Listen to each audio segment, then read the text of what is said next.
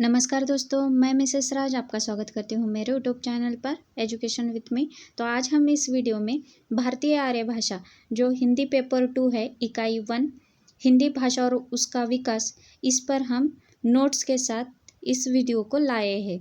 According to new syllabus है दोस्तों, और 2021 में जो हमारा टारगेट है जेआरएफ पाने का, उसे हम पाकर रहेंगे।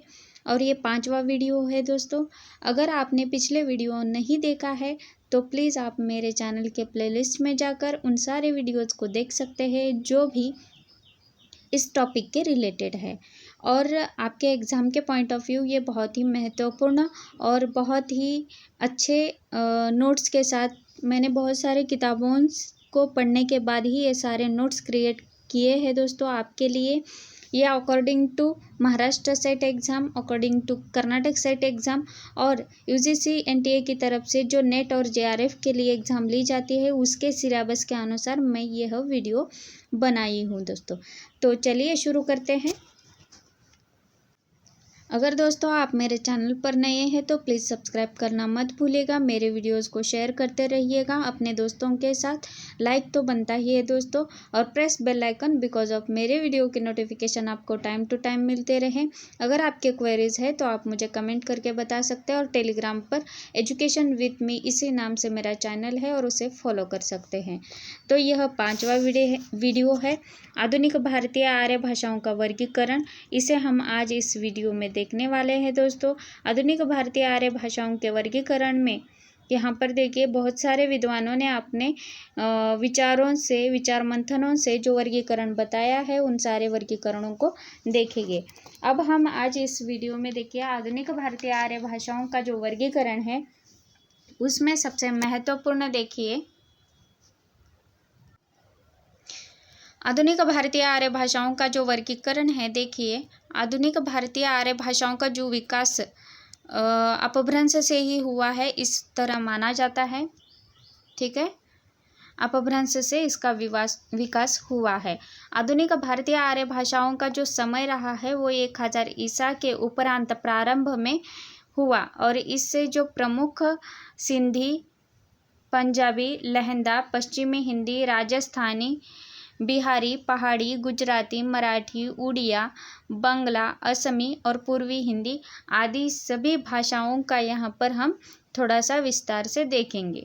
ठीक है, इसमें हिंदी की उपभाषाएं भी सम्मिलित कर ली गई है, जो पश्चिमी हिंदी, राजस्थानी, पहाड़ी, पूर्वी हिंदी और बिहारी, ये सारी भाषाएं हैं दोस्तों।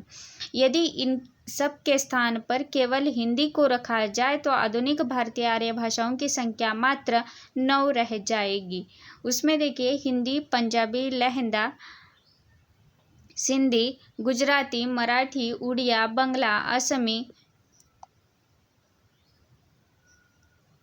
ठीक है, असमी, इन सारे भाषाओं को अगर हम देखेंगे तो इसके स्थान पर हिंदी को रखा जाए तो आधुनिक भारतीय आर्य भाषाओं की संख्या 9 मानी जाएंगी। ठीक है, आगे देखिए आधुनिक भारतीय आर्य भाषा का जो वर्गीकरण सर्वप्रथम किसने किया है, ऐसा प्रश्न पूछा गया तो AF हार्नले ने 1880 में किया है।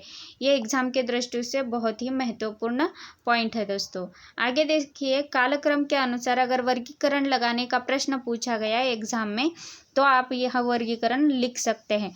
डॉक्टर AF हार्नले के बाद जॉर्ज ग्रियर्सन ने, जॉर्ज ग्रियर्सन के बाद सुनीति कुमार चटर्जी, डॉक्टर धीरेन्द्र वर्मा, भोलानाथ तिवारी, डॉक्टर हरदेव बाहरी, इन सारे विद्वानों का जो क्रम है यही सही क्रम है। एग्जाम में किसी तरह का भी क्रम पूछा जा सकता है, लेकिन आपको यह बताना आना चाहिए। ठीक है, ये भी एग्जाम के पॉइंट ऑफ व्यू बहुत ही महत्वपूर्ण पॉइंट है दोस्तों। आगे देखिए आधुनिक भारतीय आर्य भाषाओं का जो स्रोत संस्कृत से माना है। ठीक है, यहाँ पर देखिए छोटा चार्ट है, इस चार्ट को हम पहले देखेंगे, फिर बाद में इसे जूम कर बता दूंगी। यहाँ पर देखिए आधुनिक भारतीय आर्य भाषाओं का जो वर्गीकरण है वो 6 वर्गों में विभाजित किया है।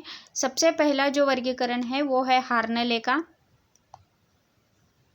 ठीक है, ये यहाँ पर देखिए हार्नले का वर्गीकरण है।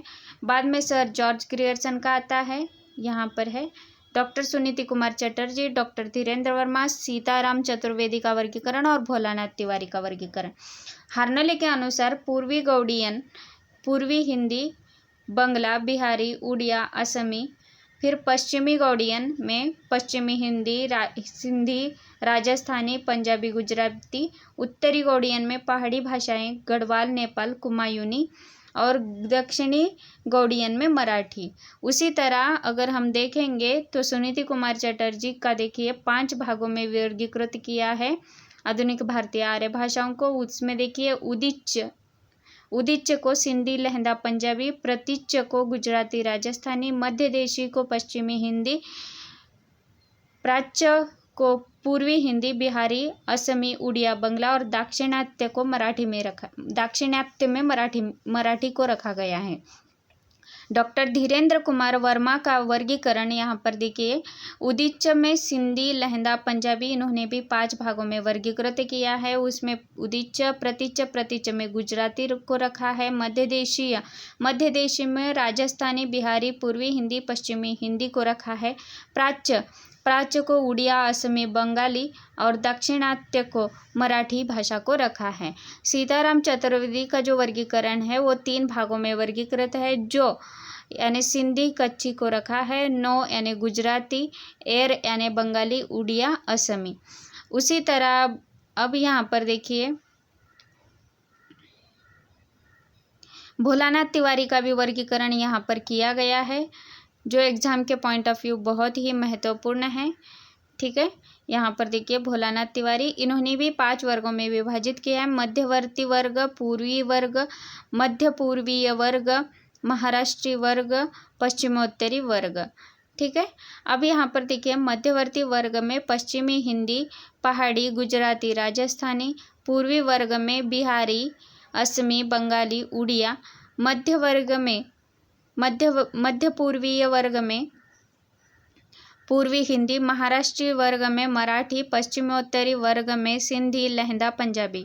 आप इस चार्ट को मतलब पॉज करके आप आपके नोट्स में लिख सकते हैं दोस्तों, ये बहुत ही महत्वपूर्ण है। और एक ही चार्ट अगर आप पढ़ेंगे तो आपके सारे क्वेश्चंस, इस पर जितने भी क्वेश्चंस बन सकते हैं वो सारे के सारे क्लियर हो जाएंगे। सर जॉर्ज ग्रियर्सन के अनुसार यहाँ पर देखिए सर जॉर्ज ग्रियर्सन ने 2 बार वर्गीकरण किया है, पहला वर्गीकरण और दूसरा वर्गीकरण। पहले वर्ग में भी उन्होंने 3 वर्गों में विभाजित किया है और दूसरे वर्गीकरण में भी 3 वर्गों में ही विभाजित किया है। अब यहाँ पर देखिए पहला वर्ग जो है बाहरी उपशाखा में पश्चिमोत्तरी समुदाय को रखा है, दक्षिणी समुदाय को रखा है और पूर्वी समुदाय को रखा है। पश्चिमोत्तरी समुदाय में सिंधी और लहंदा को रखा है, दक्षिणी समुदाय में मराठी, पूर्वी समुदाय में उड़िया, बंगला, असमी, बिहारी। मध्यवर्गीय उपशाखा में मध्यवर्ती समुदाय रखा है, उसमें पूर्वी हिंदी। भीतरी उपशाखा में केंद्रीय समुदाय और पहाड़ी समुदाय 2 वर्ग बनाए हैं और उसमें देखिए केंद्रीय समुदाय में पश्चिमी हिंदी, पंजाबी, भिल्ली, खानदेशी, गुजराती, राजस्थानी को रखा है। पहाड़ी समुदाय में पूर्वी पहाड़ी, मध्यवर्ती पहाड़ी और पश्चिमी पहाड़ी को रखा है। अब यहाँ पर देखिए कि सर जॉर्ज ग्रियर्सन का जो दूसरा वर्गीकरण है उस दूसरे वर्गीकरण में भी 3 भाग बताए हैं। उसमें देखिए मध्य देशी भाषा में पश्चिमी हिंदी को रखा है, अंतर्वर्ती भाषा में 2 भाग किए हैं। पश्चिमी हिंदी से घनिष्ठता रखने वाली जो भाषाएं हैं पंजाबी, राजस्थानी, गुजराती, पहाड़ी को रखा है। बहिरंग से घनिष्ठता रखने वाली जो भाषाएं हैं उसमें पूर्वी हिंदी को रखा है। अब तीसरा जो भाग है इसमें बहिरंग भाषाएं, उसमें भी 3 वर्ग बताए हैं, जैसे कि पश्चिमोत्तरी लहंदा, सिंधी को रखा है, दक्षिणी में मराठी और पूर्वी में बिहारी, बंगला, उड़िया, असमी। इस प्रकार इन्होंने आधुनिक भारतीय आर्य भाषाओं का जो वर्गीकरण किया है, जो एग्जाम के पॉइंट ऑफ व्यू बहुत ही महत्वपूर्ण है। अब हम इसे विस्तार से पढ़ेंगे। जो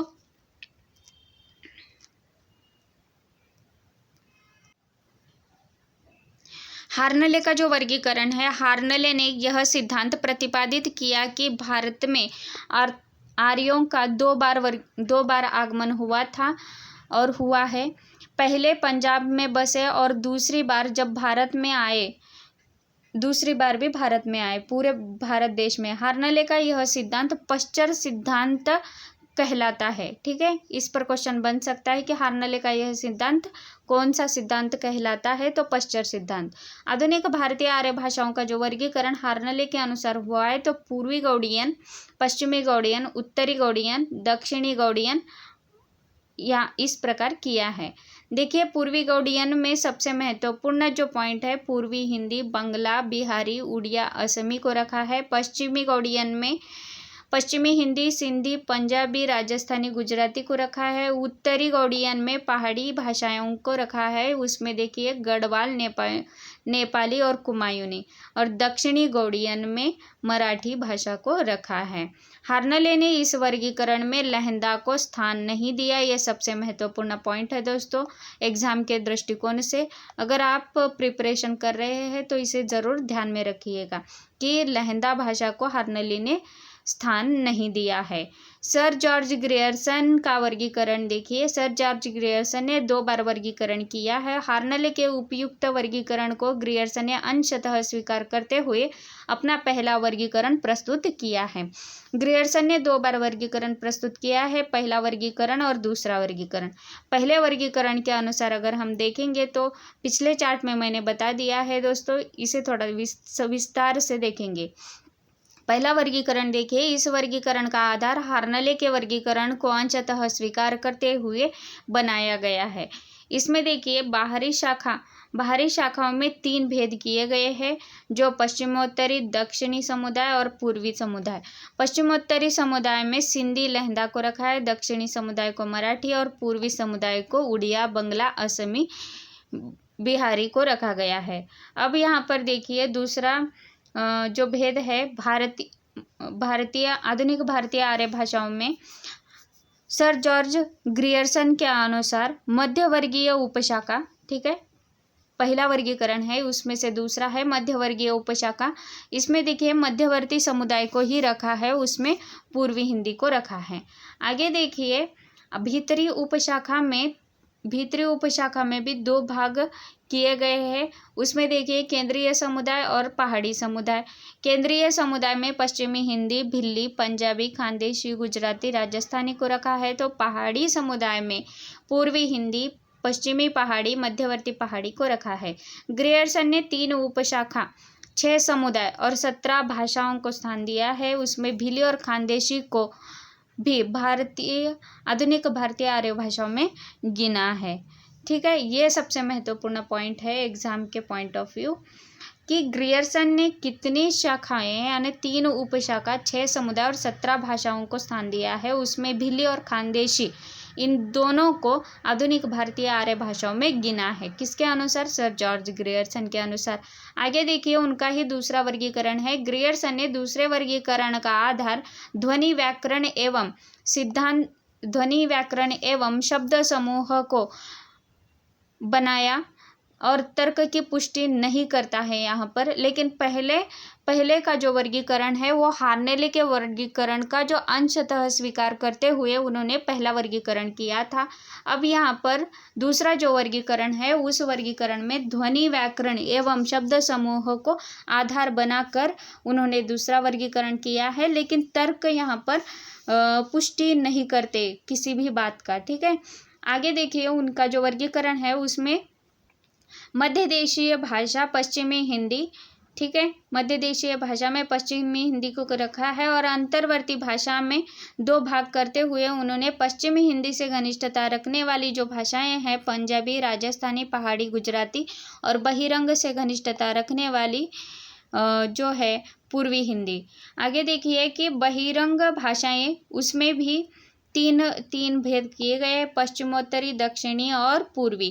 पश्चिमोत्तरी में लहंदा, सिंधी को रखा है और दक्षिणी में मराठी और पूर्वी में बिहारी, बंगला, उड़िया, असमी को रखा गया है। भोलानाथ तिवारी ने ग्रियर्सन के वर्गीकरण का अस्वीकार करते हुए उसे खारिज किया है। यह पॉइंट बहुत ही महत्वपूर्ण है कि किस विद्वान ने ग्रियर्सन के वर्गीकरण को अस्वीकार करते हुए उनका जो वर्गीकरण है उसे खारिज किया है, ऐसा प्रश्न पूछा जा सकता है।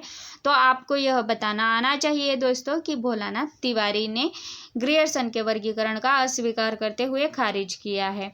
आगे देखिए डॉक्टर सुनीति कुमार चटर्जी का वर्गीकरण है और चटर्जी ने क्षेत्रीय आधार बनाकर, ठीक है, क्षत्रिय आधार पर आधुनिक भारतीय आर्य भाषाओं का वर्गीकरण किया है। और यह जो वर्गीकरण है उनकी एक रचना है, यानी उनका एक ग्रंथ है। वो ग्रंथ का नाम है, उस ग्रंथ का नाम है origin and development of Bengali language में प्रस्तुत किया है, ठीक है, इस वर्गीकरण को। इनके किताब का नाम क्या है, तो origin and development of Bengali language, Suniti Kumar Chatterjee की किताब है। आगे देखिए उनका वर्गीकरण देखिए, इन्होंने भी 5 भागों में इसे वर्गीकृत किया है। उदीच में सिंधी, लहंदा, पंजाबी को रखा है। प्रतीच्च में गुजराती, राजस्थानी, मध्य देशीय में पश्चिमी हिंदी, प्राच्य में पूर्वी हिंदी, उड़िया, बंगला, असमिया और दक्षिणात्य में मराठी को रखा है। प्रस्तुत वर्गीकरण में चटर्जी ने उदीच्य यानी उत्तरी, प्राच्य यानी पूर्वी और प्रतीच्य यानी पश्चिमी, इस तरह उन्होंने माना है, ठीक है। चटर्जी ने उनके वर्गीकरण में 5 वर्ग 12 भाषाओं को बताया है। चटर्जी ने पहाड़ी भाषा को वे राजस्थानी का रूपांतरण मानते हैं, इसलिए उसको अलग स्थान नहीं दिया। ये सबसे महत्वपूर्ण है दोस्तों, ठीक है पॉइंट। अब यहाँ पर देखिए कि किसने, मतलब हार्नले ने लहंदा को स्थान नहीं दिया। फिर बाद में देखिए सर जॉर्ज ग्रियर्सन ने 2 भाषाओं को स्थान दिया है, आर्य भाषाओं में गिना है, भिल्ली और खानदेशी को। और चटर्जी जी ने पहाड़ी भाषा को राजस्थानी का ही रूपांतरण मानते हैं, इसलिए उसे अलग से स्थान नहीं दिया, ठीक है, ये सबसे महत्वपूर्ण है। आगे देखिए धीरेन्द्र वर्मा का वर्गीकरण। वर्मा जी ने चटर्जी के वर्गीकरण का आधार लेकर आधुनिक भारतीय आर्य भाषाओं का वर्गीकरण किया है। उन्होंने भी देखिए यहाँ पर 5 वर्गों में उसे विभाजित किया है। उसमें देखिए उदीच, सिंधी, लहंदा, पंजाबी, प्रतीच्य में गुजराती, मध्य देशीय में राजस्थानी, पूर्वी हिंदी, बिहारी, पश्चिमी हिंदी, प्राच्य में उड़िया, असमी, बंगला और दाक्षिणात्य में मराठी को रखा है। इस वर्गीकरण में मध्य देशीय वर्ग के अंतर्गत हिंदी की 4 केंद्रीय उपभाषाओं को स्थान दिया है और यह वर्गीकरण सटीक और महत्वपूर्ण माना जाता है धीरेन्द्र वर्मा जी का। ये सबसे महत्वपूर्ण पॉइंट है दोस्तों, ठीक है।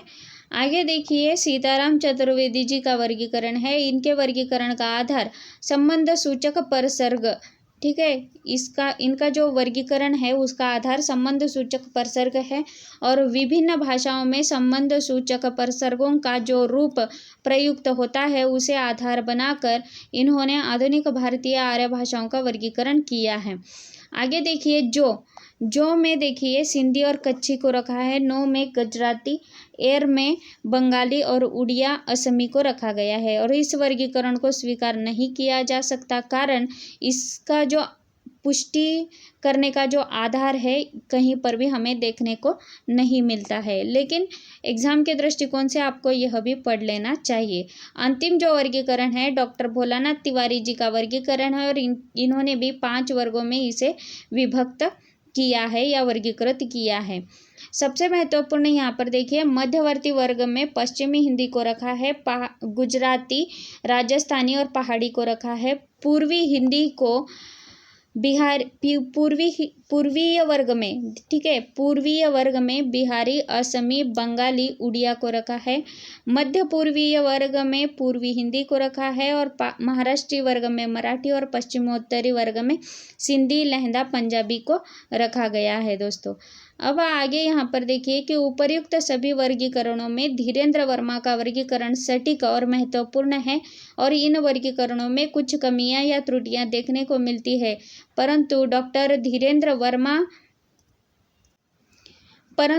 धीरेन्द्र वर्मा ने मध्य देशीय वर्ग के अंतर्गत हिंदी की उन सभी उपभाषाओं को रखा है जिनकी प्रवृत्ति हिंदी के अनुरूप है।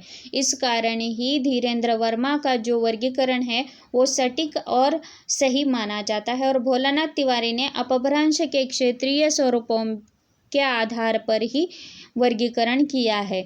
तो इस प्रकार हमने इस वर्गीकरण को देखा है दोस्तों, जो एग्जाम के पॉइंट ऑफ व्यू बहुत ही महत्वपूर्ण है। इस पर जो भी क्वेश्चंस बन सकता है वो सारे के सारे आपके सॉल्व हो जाएंगे। अगर आप मेरे चैनल पर नए हैं तो प्लीज़ सब्सक्राइब करना मत भूलिएगा, मेरे वीडियोज़ को लाइक भी कीजिएगा दोस्तों। और एक बात यहाँ पर बताना चाहती हूँ, जो भी एग्जाम के पॉइंट ऑफ व्यू जितना भी मटेरियल मेरे पास होगा वो सारा का सारा आपके साथ शेयर करूँगी।